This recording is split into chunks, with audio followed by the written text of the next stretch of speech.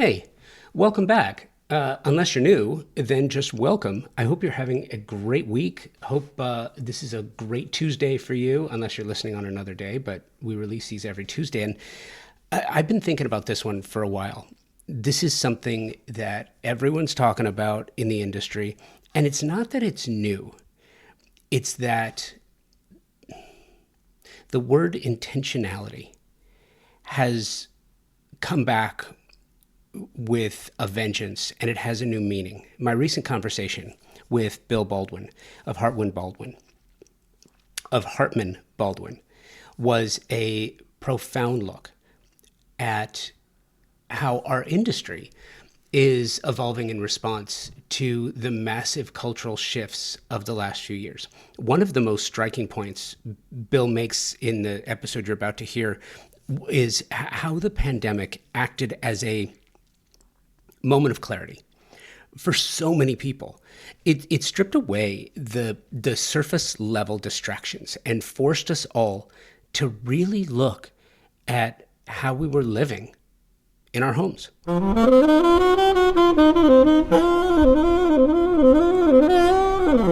And what has emerged is what Bill calls a new intentionality in design. People are no longer just looking for the latest aesthetic trend, regardless of all the magazines that continue just putting out trend after trend after trend. It's maddening, but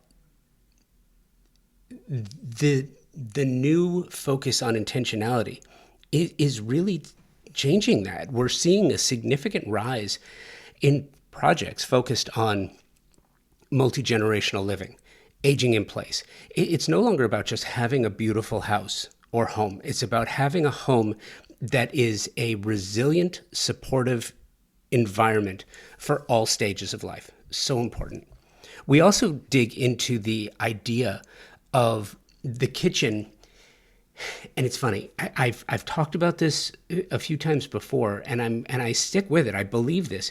The kitchen is not the heart of the home anymore, because I don't think that really means anything. Kitchen as mission control.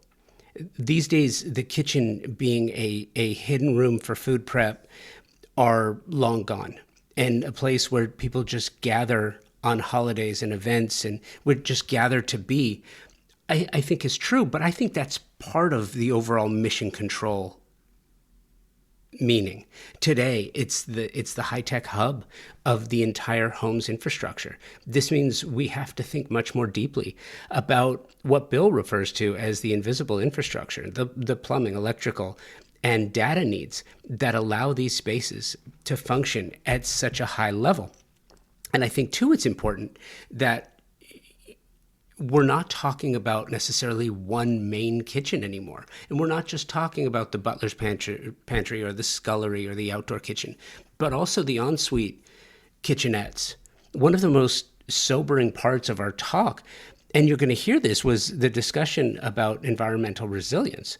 Living through the California wildfires has fundamentally changed the conversation around preservation and building standards in Southern California and beyond. We have the technology to build more resilient homes. But as you're going to hear Bill point out, the real challenge is how we integrate these necessary changes into our existing communities and historic neighborhoods without losing the soul and character that make them so special. It's a complex, nuanced, ongoing balance that requires the kind of integrated design build thinking that Bill has championed for decades. And you're going to hear my whole conversation with Bill right after this. At the highest level of design, the absolute best specifying designers, architects, landscape designers are all highly focused on the technology and performance of products and materials today. You have to, because the products you specify for your projects have to perform and they have to last. That's one of the reasons why I am so proud to be working with TimberTech. Their focus on the technical renaissance of synthetic decking is literally changing the conversation about innovation and performance. It pulls focus on three priorities homeowners have and expect from the products their designers and architects specify for their luxury projects. 1. Aesthetics, must match the overall design and fit visually. 2, durability and maintenance. I've told you about my board flipping stories from my own wood decks. Clients not only want beauty, but they want ease and ease of use, and they want it to last for decades. 3, sustainably made. Clients are more conscious of the environment now, and they want the same of their materials. TimberTech hits each one of these elements with a product that not only meets expectations, they exceed them. TimberTech makes a synthetic decking that looks just like wood, color and embossed wood grain for a natural appearance. Their composite decking is technologically superior, as it has been created to last for decades, and it's manufactured with up to 85% recycled material. Their advanced PVC, vintage, and landmark collections have a Class A flame spread rating, making these products an amazing choice for wildfire-prone areas, which unfortunately continues to grow on the risk map. Check the show notes for more information about this and to find the nearest showroom or lumberyard where you can find TimberTech, or you can check them out directly, timbertech.com. The best conversations I have found always start with dogs. Agreed. And it's funny. So yours is a rescue. Mine is a rescue too. Rosie was a rescue 4.5 years ago, and I'm not sure who rescued her. Who rescued who? She rescued us, or we rescued her? Well, I feel that way too. I can't live without a dog. Their sensibilities about the world constantly humble mine, and I just can't be without one. And I agree. We have a joke in our household that our parenting and our dog ownership is the same thing. It's don't do that unless you really want to. Exactly. Exactly. No, it's funny. We went, our dog before this, she lived to be, it's funny because now we're not sure anymore. It was so long ago. It was either 19 or 22, but Wow. but yeah, it was so long. It was like we've just lost count. And it was the end was so hard that we Yeah. were like, nah, can't do this again. And we went 7 years without a Without a dog. dog? Yeah. Well, that's impressive. Was that based on that tenure of grief Yeah. or just, yeah, well, Yeah. and we had that happen once where we lost a dog that was my true soulmate, and we got another pup too soon for me. And it took me a while to bond with the new dog because that spot in my heart for that other animal is, well, my joke about this, to be candid with you, I've always said if I could have two wishes, only two wishes in the world, one would be that dogs lived as long as we did, and the other one would be like peace in the Middle East or cure for cancer or something, whatever, that's But how high I put up, our but relationship. it's interesting too, because as we start talking about, as we get into the business and we start talking about design, it's really interesting to me that it's only been, I mean, if you think about it in the scheme of things, it's only been really the last 10 years that clients have really been starting to, with purpose and intent, design homes, including their pets. That's fascinating. That's true. I think the whole culture is elevated that way. We travel. We can't go anywhere without our dog now. That's our limitation factor because of our lifestyle with him. But the amount of dog-friendly restaurants and dog-friendly anywhere, you can bring your dog literally anywhere, and that's really been the last 10-year thing, I think, as well. Yeah. Well, I feel like it speaks to a broader issue. I think it speaks to purpose and intent. And it's interesting. I was at KBiz this year hosting the KBiz podcast studio for the second year. And the conversations this year were really interesting. And I want your take on this. I'm curious if you're kind of feeling the same thing. The idea of purpose and intent has completely been infused into design and architecture at the highest level. And what I mean to say is, you know, for so many years, we've just been inundated with creep and slop, and especially with AI and the latest. But I have often said, for the longest time, I have a problem with the industry trades and how everyone's got a list. The top 50 this, the 40 under 40, the 30 under 30, the top 100, the top 50, the next 100. It's such bullshit, and it has nothing to do with the work, right? But this year it felt like the conversations were really happening about intent and purpose and purposeful design on behalf of their clients. Like, are you feeling the same thing? I do. I now, to put a finer point on it, I feel that's changed since the pandemic as well. I think that the way that we feel about our homes, to get to your purpose and intent point, I don't think that we've completely changed the way that we feel about how our homes operate within our lives as a family, and how design impacts that. And I don't know that we'll put the genie back in the bottle. That may be one of the good things, that's the residue of something that was so unfortunate. But I see it even in our culture, within the company that we have, everything has changed slightly, and people want the long range. I'll get my purpose in life. The long range, my intentions will come forth into something in the future. That's been moved down to something that's a bit more immediate. People want those responses in everything they do, in their work, in their friendships, and in how they live and how they live in their homes.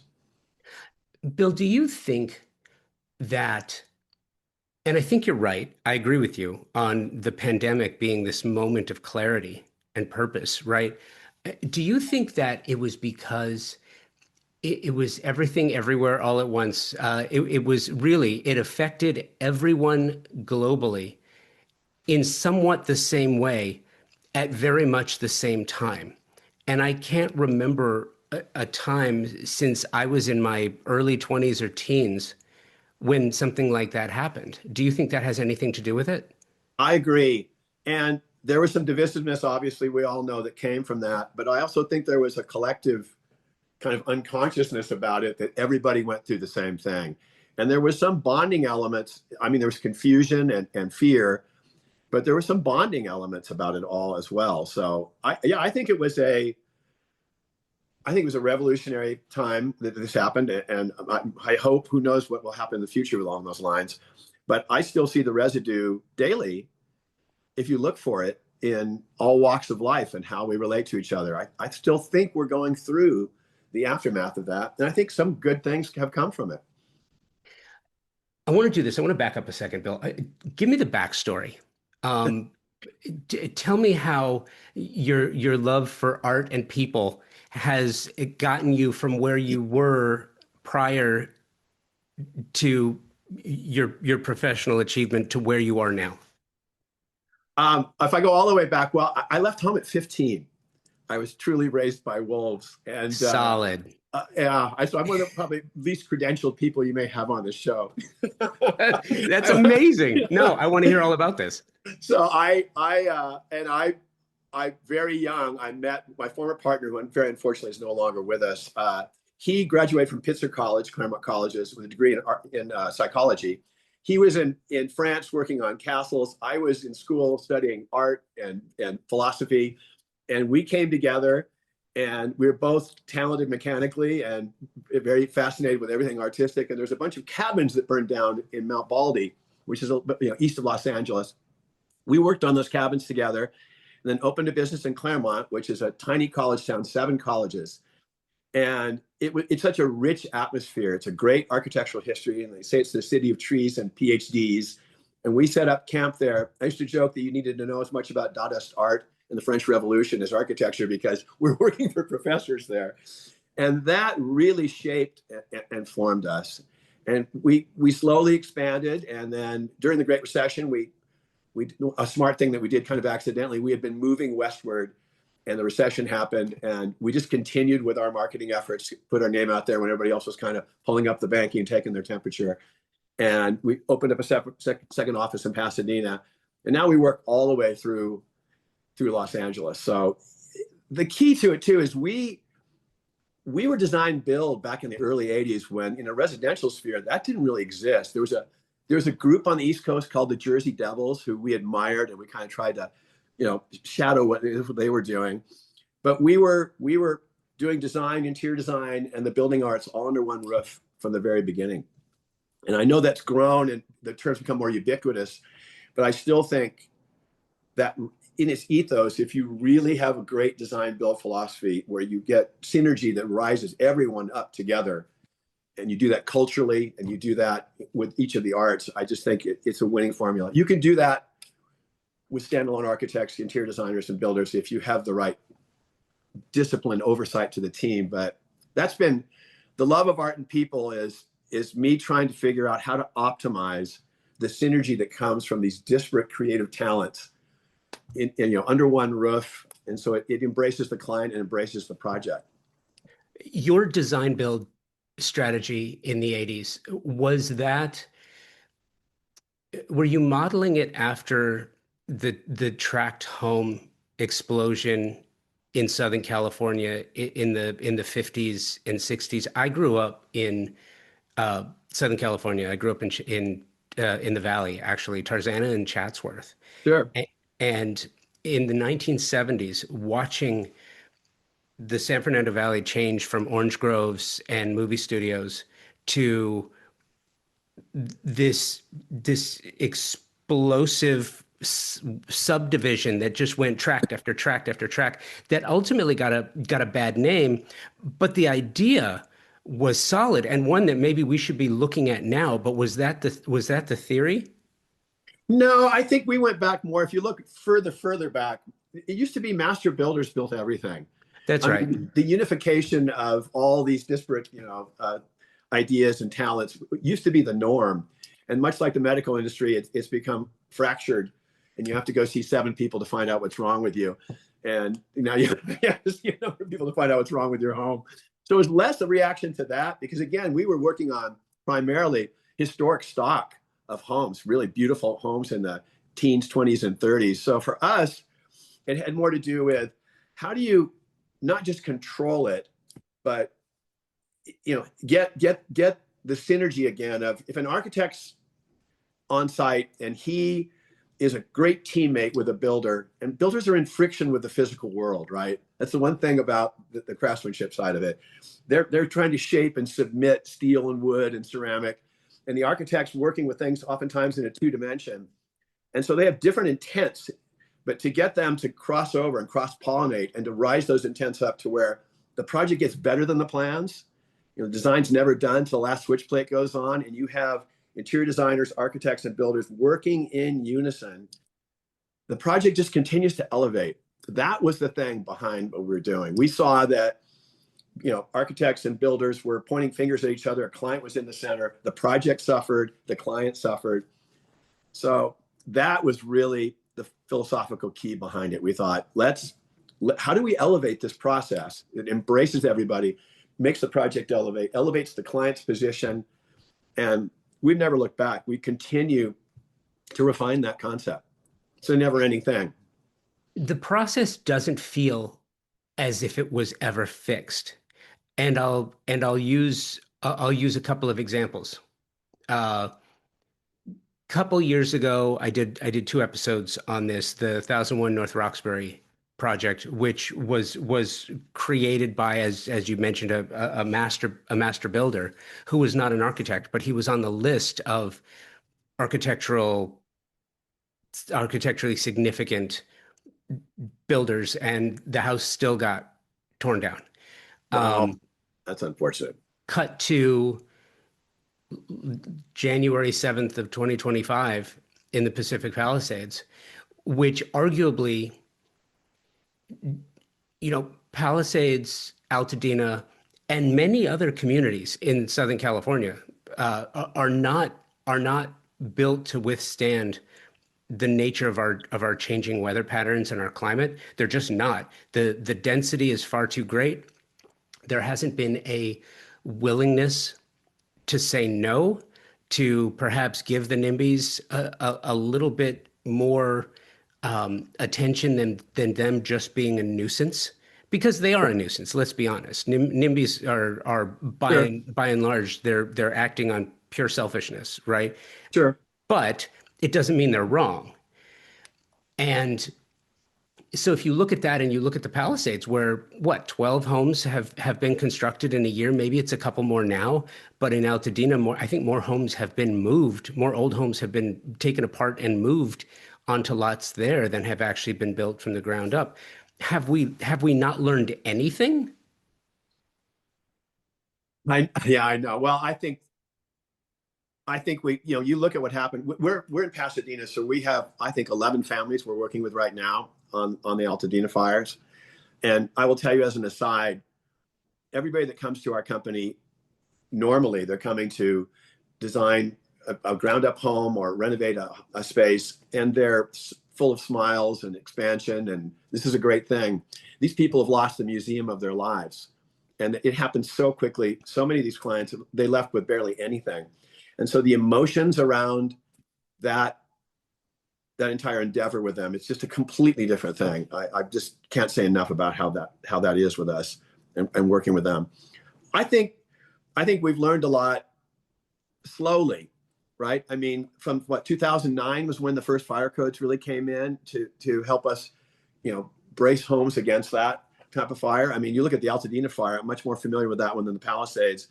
It went from a forest fire to an urban fire and dominoed down a gazillion streets. If we rebuild every home in Altadena exactly in its place to modern fire standards, this would not have happened. So I do think we've learned in the technology side of it, the technical side of it, we've learned how to do that. It's just that these communities are old. These houses were 40, 50, 60, 100 years old, built of materials that were just incendiary and just became a wick that just lit everything on fire all the way down, if I'm answering your question. Yeah, well, the question was, to be honest, and it was unfair, Bill, because the question is unanswerable. Have we learned nothing? Was here's Well, but here's the challenge, and through challenge comes opportunity, right? I think if one, and it's funny, I was in Southern California last week. We moved to Tulsa, Oklahoma during the pandemic.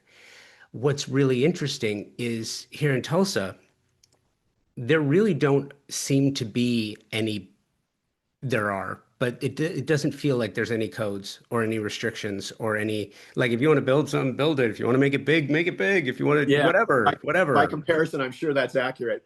Yeah, do whatever. But what's interesting about it is there's just so much more room here to expand, and Sure. there's tons of infill opportunity because there are such old homes, and there isn't this fanatical desire, urge really to save everything. Last week I was talking to some architect friends of mine, and I said, I'm still stunned that there's a single dingbat in Southern California. Like, how is there? We're fighting over space and building these huge things on a postage stamp, but there are still dingbats around. And it's like, talk about, I mean, focus here. Let's prioritize infill and opportunity. But now that you have, and you're in Pasadena, so now that you have this huge opportunity, not on a home by home basis or a client by client basis, but how is that changing your philosophical approach to architecture, design, build? How has it changed the way you think? Well, if you're asking specifically in terms of how we are coming back into Altadena and not client by client, but kind of holistically how we're approaching it, I believe that we can still do phenomenal design and embrace historic aesthetics, but bring these houses up to date in a way between the plantings, the materials selected, following all those fire codes. I think these homes will be safe in the future. Granted, there's a density there that isn't being changed, and there may be lots as you move up into certain areas that shouldn't be built on. I mean, these things are facts. But I think in general, I'm still going back to, I don't think in the Palisades or certainly in Altadena, if these houses had all been built to more modern standards, in that sense, there's something that we have learned. And they are being, I know the tunnel fire up in Berkeley. I had a friend that was a builder up there, and it was just decimated. I think a few thousand homes were lost. And I was up there 12, 15 years later, and you hardly would know that it had been rebuilt. Now, I'm sure there are details and specific homes and a feel that has been lost in certain cases.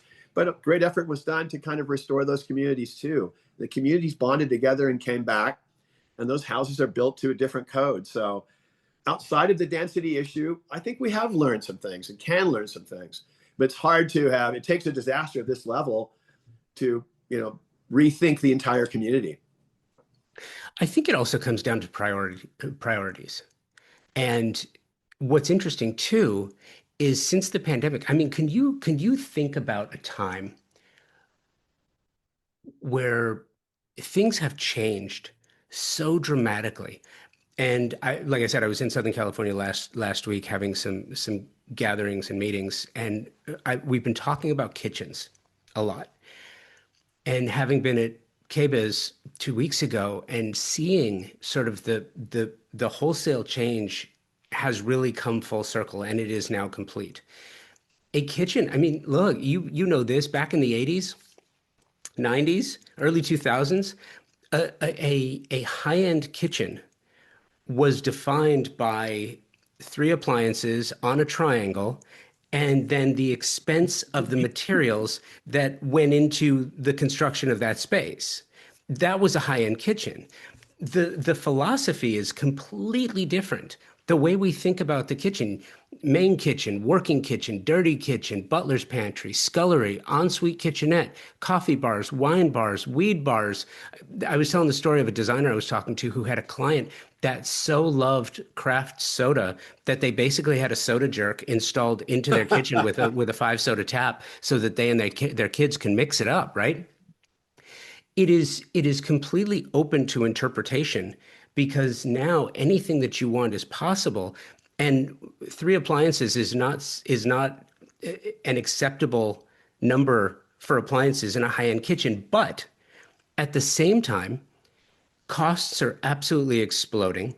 Homes in certain areas are uninsurable, and it creates this it's like learning to drive while you're running a race in real time. I agree. I think this is also in the post-pandemic sense that people's relationship with their home drove so much of that. People really began to live in their homes. I would say that we have clients that go on vacation. They finally let their hair down. They're finally at peace, and they see aesthetic details around the world. And they come back finally seeing those things around them and saying, "Hey, we have all these inspo photos we'd like to talk about with our home." The pandemic did that. People were sitting in their homes and developed a different relationship with their homes. And I think you're right. It blew the doors open on, I want my house to be what I want it to be. And it's not just about resale. It's not just about, like you're saying, upgrading the finishes and a couple appliances. I want to be able to do this in my house, and I want to be able to do that in my house. And I think we just had to embrace that. I think it's a great thing. On the downside of that, if you're living in a world of only resale, you can say that these designs become so idiosyncratic that when you go to finally sell your house, what does that mean? Someone else comes in and says, "Oh, you put a 4,000 book library in a basement below your house." is that saleable square footage? And we have done that before for someone.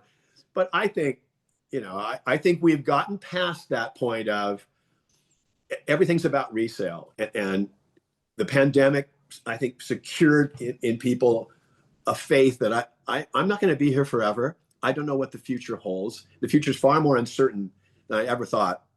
And I want my home alone outside of the exterior world to function exactly as I want it to function, to embrace me and how I want to live. And I think we're still in that arena.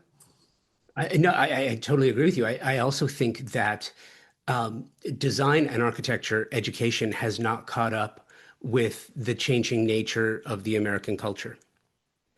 How so? I think that, look, you went to school for architecture, right? No, I did not. I was in You art did school. not. I did not. Okay. Oh, you said you were the least accredited guest. I remember you said that. Okay. We need to harken back to my least credentialed point. Least credentialed. That's what it was. I'm more of an autodidact than I have paper on the wall, my friend. Got it. Okay. Well, here's my point. If someone is going to school for interior design they're learning about art and art history, and they may still be learning how to draw and how to render and how to, which, by the way, I think that that's a good skill, that everyone should learn how to draw and render projects and not just rely on artificial Agreed. intelligence. But architecture architecture does not teach, it teaches how to think critically, as told to me by Brian Pinkett one time, but it does not teach you architects how to think about means and methods for achieving certain goals. Form follows function is still an idea that architects talk about to this day. And Sure. I think that that is such an antiquated way of looking at things. When talking about Corbusier's, home as a machine, I think that that's more accurate. But I think that if you look at how it was described at the time, that's not the idea. The idea is a home is a complete system, a complete composite of systems and processes. And the roof is one, the exteriors is the plumbing, the electricity, the flow, the way everything works together. Where when one of those things breaks and the method of living in a space breaks down, it affects everything. I agree with that. I also, I'm a Christopher Alexander fan, and his kind of Platonic realm of ideas, idea that life comes up in the house. There's a life in the organization of all those principles. I I I think that's where architecture falls down too. Um, I, when you look at the adjective to noun ratio of most architects when they're speaking to a client about how they live, it's greatly lacking. So I think that's another huge problem with it too. Is there's a back to the Plato side of it. I believe we discover things as much as we invent them.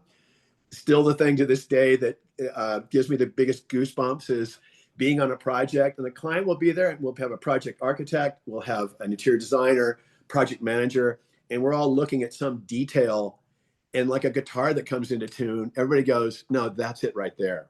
And to borrow a line from my wife, who's a good artist, when something's just right, you can taste it in your mouth. There's a physiological response. And so I lean that direction. And I think that's a great thing that's missing too in much of what you just said about architecture, is that there's a life in what we create. We've done projects before where we spent countless hours talking about a space that we had defined, a transitionary space in one specific instance. We spent hours with the clients, with the whole team. Those people sold that house, and I came back in 2 or 3 years later to talk to the clients who took the house on about some other detail in the house, and they began to describe to me that space as if they had been there when we had all those discussions. It was amazing. So I think there's a life in things, and I think that architects sometimes fail, all of us fail to see the life in the home, the life in the client, that adjective to noun ratio, talk about the emotions of the experience of how they live. I think we fail to embrace that oftentimes too, if that makes any sense. It does. It does. But don't you also think that architecture traditionally has been taught as designing for a moment? When you talk to an architect or a builder, and I have asked before, how long do you expect your structure to last? And I've gotten everything from 75 years to 1,000 years. Someone who is, no, and in all seriousness, someone who is, who is fond of brutalism and thinks about crafting a concrete structure. Theoretically, yeah, it could last 1,000 years or You might longer. get 1,000 years out of that. But the idea is that you talk to clients, you onboard clients, they tell you how they live, and then a structure is crafted for the manner in which they live now. I think a couple of things that have happened, and I want your take on this, is that our culture is changing. Our culture is shifting. Most people wouldn't describe or define Americans as a nomadic culture, but we kind of have been, because industry, once we became a service industry nation instead of an industrial nation. If you're an industrial nation, you have to live within a certain proximity to Sure, the factory, right? sure. But once we become a service society, then moving around, look, I moved from LA to Tulsa, but that was not my first move. I've moved to Washington State. I moved to Texas twice. I moved to Florida. I mean, I've moved all over the place because my business took me there. But now people are starting to get this idea that, you know what, working from home isn't really horrible if it's structured correctly.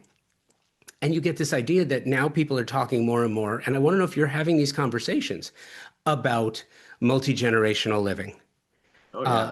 aging in place. At the same time, taking on a more European approach to kitchen design, where someone says, you know, listen, I'm putting $300,000, $400,000 into a kitchen space. And if and when we move, I want to take that with me. I want to treat it as furniture. I want to, because the kitchen was designed to function a certain way. And if you think about it, you've got plumbing, lighting, cabinetry, appliances, and finishes, right? That's really what you have. So someone says, you know what, I want to take this space and then go move it across country. I'll take all my appliances and cabinetry with me and redesign it when I get there. It feels like philosophically, the American way of viewing home is changing. Yeah, I agree. I must admit, I've not had a client say, I'm physically going to take this kitchen with me across country as of yet. If I have yet to experience that. Everything else you said, of course, the multi-generational piece is huge now. And a lot of that has to do with the lack of affordability. I think the aging in place is key as well. We people who don't, you know, the baby boomer generation does not want to leave their homes, and we're constantly dealing with that at this point. So yeah, I think we have changed, and I think the way we use our spaces has changed. I don't know where I almost feel like, and who knows where AI is taking us. Granted, we're no longer manufacturing. It could move the other direction. But I still feel that there's a little bit less of a tendency. I think the needle's moved a little bit the other way, that people do want to stay in their homes and don't want to move and are trying to embrace some sense of community. And the fires have certainly shown me that too. I mean, Altadena is a community and they feel strong about it. And I think when the pandemic hit, not to beat that one to death, but when the pandemic hit, it started with you being safe and fortified in your own home. And then I think people began to look at their communities as well. So I think in some senses, there's been we've moved a little bit back towards belonging to where we are. I'll grant you that, you know, manufacturing's not coming back to the United States, despite what they say. We are a service-based economy now, and that's only going to, I think, with AI, move more in that direction. So yeah, I agree with you. But like I say, it'd be interesting if I have a client that says, I want to literally pick up my kitchen and move it across country. I may have to brace for that. You are listening to my conversation with Bill Baldwin of Hartman Baldwin, and we'll be right back. If you've listened to the show for any amount of time, you've heard me say this, that the most important word in the design industry is service. Product is important, price is important, selection is important, but stellar service is the premier idea that can make all the difference in the success of a project, any project. How design professionals like you demand great service and your favorite brands in one place with expert, knowledgeable, and non-commission sales professionals. It's really important. It means that their only incentive is your satisfaction. Pacific Sales, Kitchen and Home, a Best Buy company, has just that with over 60 years of experience in Southern California. Pacific Sales is your destination for exploration, advice, and inspiration. Now, you have the Pacific Sales Kitchen and Home team to help you and offer their Pro Rewards program, which is a trade program unlike any you have experienced before. Earn 3% in Best Buy gift cards, e-gift cards, or 2.5% in rewards checks for every qualified and delivered sale. In addition to special trade pricing, exclusive offers, access to exclusive special events, and so much more than I could possibly tell you about here.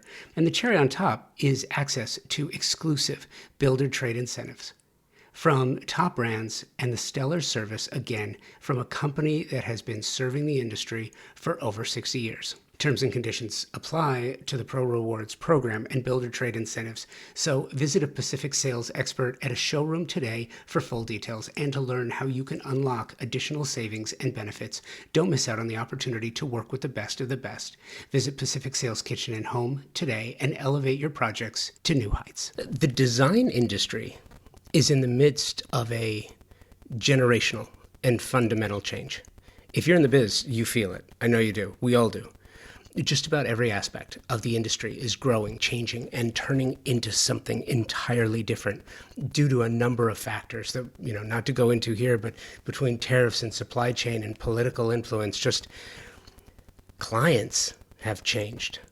Pricing has changed. Everything about the industry has changed, except for one thing: the need for strong design and architecture communities. And that's what led to the creation of Shelter Republic, an online community exclusively for the design and architecture communities, a place to engage with other like-minded creatives outside of the prying eyes of clients and the media. Wouldn't you like to belong to a nurturing community where you can have those real, challenging, authentic conversations, watch exclusive design-focused content, take free courses to level up your design business, hear from experts in the industry, guiding you and helping you move ever forward? And it's free to join. No catch, but it's invitation only. This is not like maybe some other programs you've heard of before where you pay a fee, a sizable fee, and go through a quasi-vetting process only to get there and realize that you're kind of just paying for an ad. That is not what this is. If you're a designer or an architect, you qualify. If you want in, email convobydesign@outlook.com and type Shelter Republic in the subject line. That's it. An invitation to join will follow. Call this the anti-social media platform where you can meet, engage, and share ideas in a safe, closed community environment of like-minded creatives. That's what this is. And like I said, it's free to join. Send an email, convobydesign@outlook.com. Subject line is Shelter Republic. It's that simple. And like I said, it's free to join. See you there. Well, it's interesting because you know what I don't understand? And this is a serious line of thought. And it's funny because living in Manhattan Beach in a 1,200 square foot bungalow with a family of 4, and then moving to Tulsa and having the two kids move off to college and having 3,000 square feet now seems counterintuitive. It doesn't make a whole lot of sense. But this idea, we got very used to living in a small footprint. And then when we moved, and since being here in the Midwest, I've had the opportunity to really travel around quite a bit, seeing cities like St. Louis, Terre Haute, Indianapolis, Kansas City, Wichita. I understand wanting to live in Southern California. The weather, you can't beat it. And if you've got family there, you're close to them, I get it. But there's this idea that I was here first, this is home, this is where I'm staying. Moving away for opportunity or moving away to live a different kind of lifestyle, I think is going to become more prevalent over the years. It's either that or, and here's the question, do people just keep getting used to and redesigning for and preparing for the inevitable crises of the future? What was that last line? The inevitable what of the future? Crisis. Well, I want to go back to your 1,200 square feet in Manhattan Beach. You could live in 1,200 square feet Manhattan Beach because the minute you walked out the door, look what you could avail yourself to, right? I mean, yeah. within walking distance was whatever you wanted, right? And that's why people live here too. It's not just the weather, it's culture. It's some of the top medical resources in the world. It's so many different things, and we put up with being stacked on top of each other and incredible high pricing because there's no place like it. I mean, it's spread out. There's all we can do the pro and con of it, but when you move Yeah, to but you have that elsewhere. You have great healthcare in Houston, Texas. You have great restaurants, great bars, great. You have great elsewhere. it's getting better. I'll grant you that. And that, as a result, the prices have gone up in those communities too, and so the affordability's gone away as well. I, listen. I think there'll be another pandemic. I mean, if you follow biology, it's odd. I had followed, the flu, what happened in 1918, that Spanish flu, and I've kept Tamiflu in my house, thinking the next great thing that was going to happen to us was another, feedback loop flu that was going to take us all down. And so I braced for it. I just braced for the wrong virus.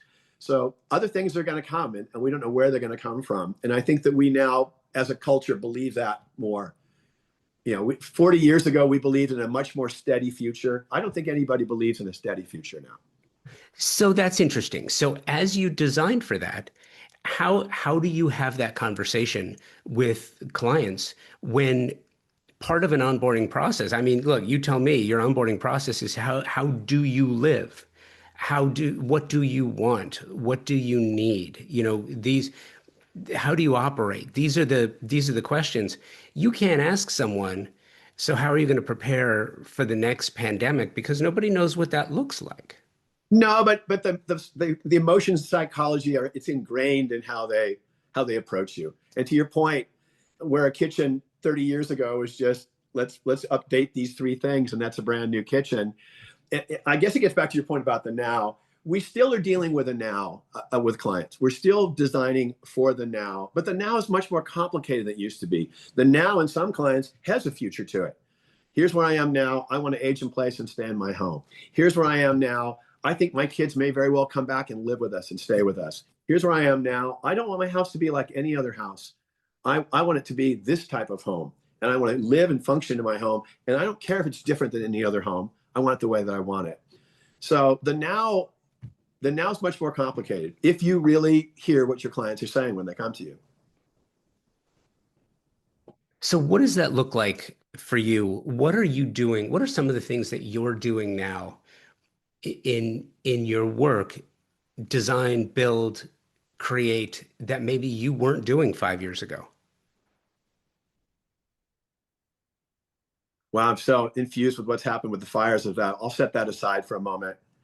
Uh, I think the onboarding process in terms of how deep a dive we do with our clients in programming to understand the kind of questions that we ask them about who they are. I think to your point, we as a firm 10, 15 years ago approach things not opening up the box so much in terms of what we would ask and how we would ponder what it is they wanted to do with your home.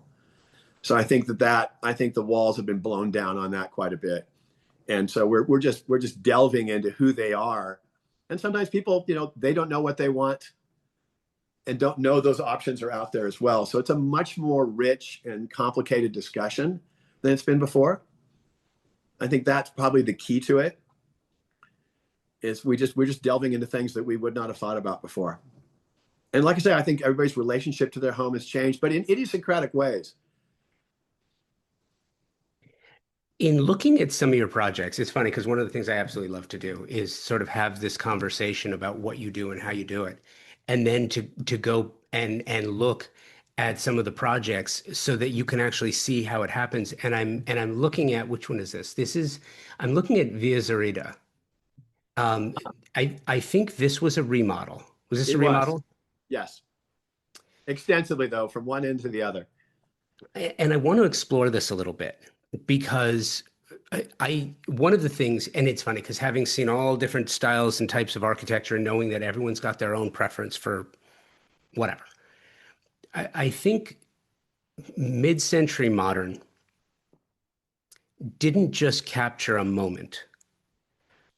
It captured a vibe, it captured a feel, it captured a process for living. If you think about it and you think about what went into mid-century modern design. And I think that a lot of the things that we do now in contemporary and modern architecture and design came out of those ideas, which many of those ideas came out of the Bauhaus. And, they're Sure. just the way that good ideas translate into the next iteration and can then blossom into something of their own. I love this project. I love this house Yeah, it's beautiful. for a litany of reasons.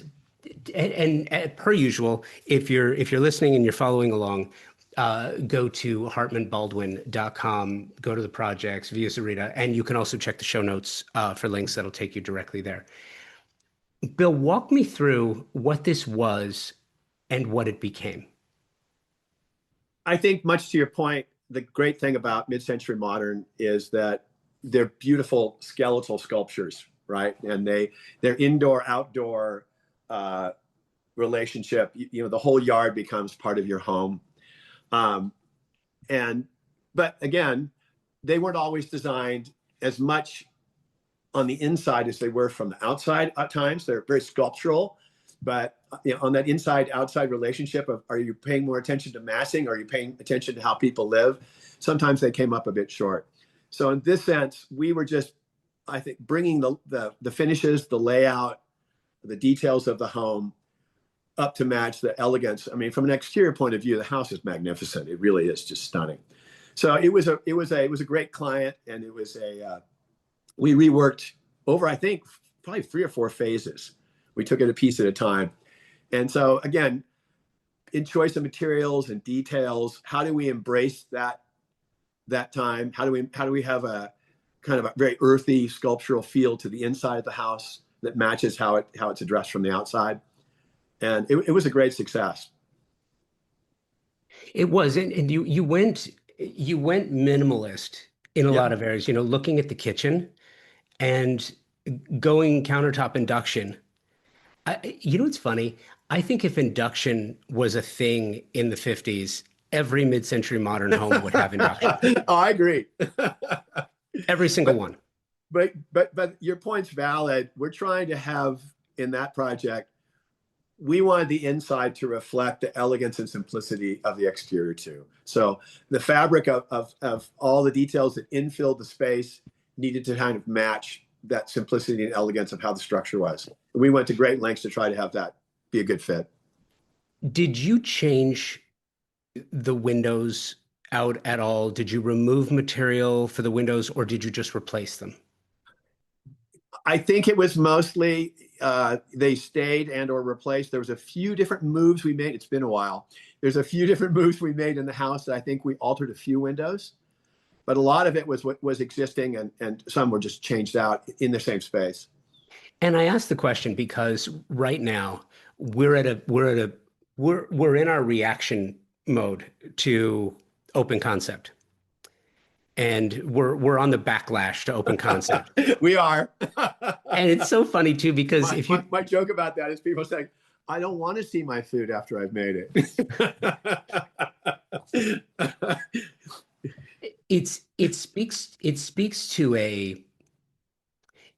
a broader topic.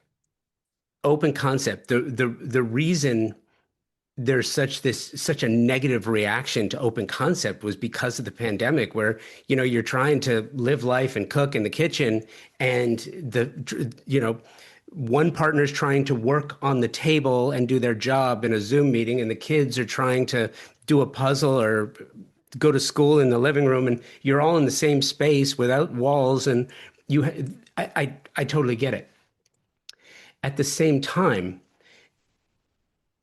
there's kind of this misnomer that the kitchen is, and for those who want to send me an email, go ahead and send it, but I've gotten them before. I no longer feel like the kitchen is the heart of the home. I think post-pandemic, it's changed. Kitchen is mission control. And I think it's always been that to some degree, where everything happens, it emanates from the kitchen. You know what I mean? It's true. It is the center of the home and the heart of the home when activities are being performed there. I mean, have a party where food's being prepared, and I don't care the size of your kitchen, you can have 40 people over and they'll all find a way into your kitchen. But I agree with you that it's command center, and I think, again, post-pandemic, the indoor-outdoor spaces, the idea that if I'm going to be home, I have to embrace the entire piece of property that I live on. If I'm really going to, retreat from the world and have my house be everything to me, what about the outside of my home? And how about the relationship of indoor and outdoor living? I think that's been a huge change too. Well, and to that point, there's a couple of things. And the reason why I was asking about the windows in particular is because the exterior spaces from that circular cutout in the wall outside, which I just think is extraordinary, to the way that the outdoor gardens are terraced, and the outside was borrowed for the interiors. And it removed probably 80% of what somebody would have added in decor Sure. after the project was completed, just because it is so extraordinary. Yeah. I would move in there myself tomorrow. Everybody in my industry has those homes. There's a few of them that when you're done, you go, oh, if I could move in there tomorrow. Yeah, no, totally, for sure. And then in contrast to that is the Darling residence, Yes. which has every element of a true California craftsman, Well, it's a green and green home. It, meaning, Meaning it was the green and green architects, the famous architects oh, yeah, okay. yeah. So it was one of the first homes they built outside of the Pasadena area. Really? Yes. So that's an actual green and green home. And it was the changes that we made. It was a renovation, not a restoration. It had been renovated many times, unfortunately. And when we kind of did the architect Robert Stern concept of we took the best elements of the green and green design and brought that house back to what it would have been if they had upscaled it a bit, but then thought about modern living. It was a first historic home with a Build It Green rating. So the infrastructure, the lighting, the controls, that house functions as a very modern home, but it's extremely detailed, and it is a complete tribute to the Green brothers. Okay. So when you approach historic restoration on this level, take me through your thought process. And the reason I'm asking is because I would imagine that the edit is far more important than anything that you would naturally think could be accretive to the home itself. I mean, it was already well recognized as a highly intellectual design. Yes. And anything that you add, you have to have a very specific reason for adding something versus going back and doing a restoration. What's the philosophy there? How do you think about that? In this case, it was not a full tilt restoration. It was a renovation, and like I said, the inside had been remodeled so many times. We were, in terms of the edit, we were again, I think, trying to embrace what the Green brothers had done in every detail. Every detail of every cabinet was taken from something else they had done. But in this case, it was a renovation. And so we were kind of, the Blacker House was in Pasadena, had, I think, a similar construct to it in the way that they approached it. So there's a ton of it that was leaning towards restoration, trying to embrace what they've done, but also it was renovated. So this one was different. We've done strict, restorations before, and that's a completely different thought process than this. So again, we were embracing every aspect of who they were and studied every detail of what their cabinet details were, the finished details were. But this was kind of an amalgam of some of what was the best of their ideas, as opposed to a strict restoration.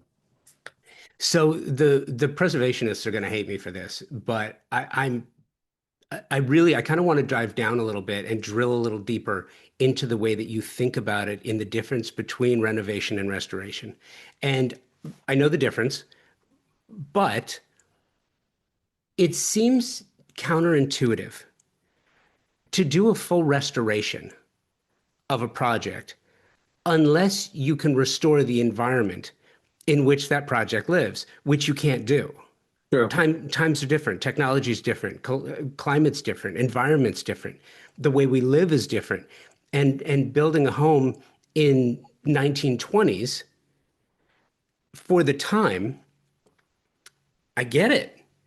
But then going to the painstaking process of restoring it to its original when now it's dysfunctional. Yeah, I agree. And that's not to say that there aren't structures that should have a complete and utter restoration and should be open to the public. And there are people who wish to do that and live in a museum that would have been what it was like to live in a home that was 100 years ago. But, when these clients approached us, they wanted to embrace the Green Brothers, embrace the history, but we need to live here and we need to live in a more modern home. And so how do we do that? And I agree that strict preservationists would probably look at that concept and have issues with it. It's no different than what is the value of the organic quality of the wood involved in each shingle. This house had all its shingles had already been removed. It's that ship of thesis thing where if a ship goes out and you bring it back and each board is replaced and ultimately it's a new ship, which is the original ship. So there's all kinds of questions around this that are very complicated. And I think we have to look at that from a client by client point of view of what do they want to do with the home and how do they want to live in it. And in this house, and there was some controversy about that in the very beginning. I think ultimately everybody has embraced the home and embraced the concept that you're talking about, that these people have saved this home, embraced everything about who Green Brothers are. It's an incredible landmark home now. Yes, there has been some renovation that's done to it as well to embrace who they are. But the exterior shell is identical to what it was, and the bulk of the features are identical. So it's a conversation. It's an agreement that you have to come to with who's going to take on this project and how do they see their home. Do you think that changes the idea behind, and this is directed squarely at the preservationists, right? This idea that you can take modern materials, you can take composites, you can take man-made, you can take different materials and use them to bring back the image and likeness, the feeling, the vibe of what the original project was, but to completely modernize it in a way that's not distracting from what made it special in the first place. Well, yeah, to your point, historic homes in the fire areas are going to go through that very thing, right? That they're not going to embrace absolutely every aspect of what those homes were. It needs to be, a fire-resistant home at this point. I too have at times issues with, and I get the philosophy behind this, that if you're working on a protected or historically significant home and you're allowed to do an alteration on it, you have to make the alteration not match the home. You have to make a slight deviation. And I get the philosophy behind this, although I've always wanted to create an app that you could just walk by any home and see what it was originally and then see what's been done, so that we would have the freedom to be able to match the details exactly and still embrace what the preservationists want. So this is an ongoing conversation. I completely feel strongly both ways about this. So it's kind of project by project. And I've had conversations with strict preservationists who I've said, well, if this home came up and these clients took this home and they wanted to make some alterations, would you not take the project on? Or would you, as the professional who have all those sensibilities and have all that knowledge of the history of it, would you not want to take them on to guide them to do the best job possible with it? And routinely, those preservation architects have said, I would do that. I would do that. So is that a degradation of the purity of how they see preservationists work? I don't think they see it that way, but it depends on the home. It depends on the history of the home. It's a complicated conversation. So having said that, what is your thought about this housing crisis that we're in? Yet we level and demolish more significant, I don't want to call it significant architecture, like it's worthy of being saved. I don't mean it in that sense, or worthy of being preserved. But it's functional. It's made with materials that have a very long lifespan left in them. This idea of, instead of demolishing them and tearing them down to the ground, taking those homes, quartering them, moving them, to Yeah. areas like the Palisades and Altadena where they're needed. Yeah, I think that's a wonderful idea. Why don't we do more of that? I, I think there's some costs involved. I think that, by the time to design around that, to create a foundation, to section a house, to move that house is a tremendous undertaking. And then again, people want exactly that house? It may be fine and function in the place that it's at, but how much remodel would it have to go through for them to want to make that expenditure as well? I think on a case by case basis, it gets complicated. Well, last year at West Edge, Gwen Sakina was telling a story about her home and having it moved, and she was telling the story about it being moved in the middle of the night and just Yeah, the whole thing. And yeah, there are a lot of challenges to it. I'm wondering if we aren't. It's rare that there is a new sub industry or a subcategory of an industry that comes up in design, build, architecture. But I'm wondering, and I would use prefab, modular, 3D building, 3D printing of homes, which I think we're still in the fad phase I think so too. right now, unless you want to live in a concrete yurt. But Well, some might. also, you look at 3D homes. We have a sand issue in the world, right? I mean, there are other issues behind what's going on with 3D housing that might make them as environmentally sound as we had thought as well. So these are all very complicated. Yes, but then there begets the question of, instead of building them out of concrete, can you make them out of recycled plastics? Yeah, And that's an intellectual conversation for sure it someone is. else to have. But I guess what I'm suggesting is that we seem to be at a moment where innovation is needed, and what is it? Necessity is the mother of Mother invention. invention. Yeah. So we certainly need it, and I'm curious in this instance, knowing how many homes we just completely demolish. Uh, is there a subcategory of design build where we're not building everything with new virgin materials anymore?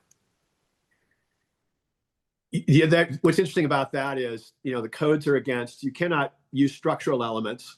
Those are all being trucked to Mexico where they gleefully use them. So that Yeah. might be a code that could be relaxed. There was some way to take an existing, the amount of lumber, the amount of houses that are destroyed and can't be reused because of those type of codes. I'm sure there's ways that we could figure out a way to certify dimensional lumber to be reused again. So yes, there's got to be ways that we can look at this. Well, and I just wonder if the answer is yes, there are different ways to look at it, then what becomes of architecture? And I say that because, design build, the ultimate essence, we're in a desire industry, right? Yes. People want for Yeah, what it's a you want. build. It's a want business. Yeah. And it's exciting to think about that so much is happening at the same time, that out of this comes new ideas. You're in Pasadena, the Wallace Neff Bubble House, the very last one, the one that he died in, I think is still there, and nobody wants to live in an upside down pool. But Agreed.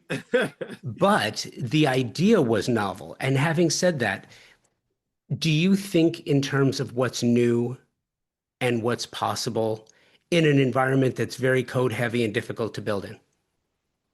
Yes, we've looked at that. I think the prefab concept is not a fad. I think we will see more and more of that coming. There are certainly people who are repurposing, giant containers and turning them into ADUs. I think there's some fad aspects to the ADU piece, but I think that we'll continue to explore ways to create inexpensive spaces, and unfortunately, or fortunately, depending on you look at it, use up more of the land that we have in Southern California to be able to adapt to the need that we have, because we just don't have enough homes. As far as the technology behind that, whether it's recycled plastic, and God knows that we need to do something with plastic because it's not going anywhere on this planet, and we don't recycle it at all. It gets more of it gets burned than anything else. So that would be, to me, of everything we're saying, trying to figure out a way to repurpose plastic would be a wonderful solution for what ails the world. There's an island the size of France in the Pacific Ocean that's made of plastic. It's the garbage patch. Yeah, it's the size of Texas. We could harvest that. How many? Yeah. Got a good technology. How many homes could we build with that? So, we're not developers. We're not doing large scale things. We're working homes at a time. So, some of what's the best way to navigate the bureaucracy and code issues with that, I'm probably not. It's beyond my pay grade to tell you the best way to move forward. But I think we're going to be innovative. I think the prefab thing is probably something that won't go away. They're getting more and more sophisticated. I think that area will continue to flourish. Well, this is something that I think this is a conversation we're going to need to finish at another time. Bill, I cannot thank you enough for taking the time to chat with me today. This was fun. Yeah, it was very fun for me too. It's a pleasure to meet you. Thanks for the great discussion. Thank you, Bill, for taking the time to share your thoughts and insights. What a great conversation. Absolutely loved it. Thank you to my incredible partner sponsors, Pacific Sales Kitchen and Home, TimberTech, the Best Buy Company, James Hardy, and Shelter Republic for their sponsorship of Convo by Design, which allows me to seek out sublime design stories from beyond the work itself and showcase unique personalities, chasing new ideas, and changing the way we think about design and architecture, and present it to you in a unique and thoughtful way. So please give them an opportunity on your next project. Thank you for listening and sharing this journey of ours. 2026 marks 13 years of constant publication of the podcast, 700 interviews. It's just incredible, this community that we've built, which is why I want to remind you, Shelter Republic, if you're a designer, architect, maker, if you're in the industry, email me at convobydesign@outlook.com or on Instagram, convobydesign with an X, and I will send you an invitation. It's free, but you have to be invited. And also make sure that you reach out with guests that you'd like to hear on the show, as well as locations where you'd like to see the show record live. Thanks again for listening. Until next time, be well, stay focused and driven so you can rise above the chaos.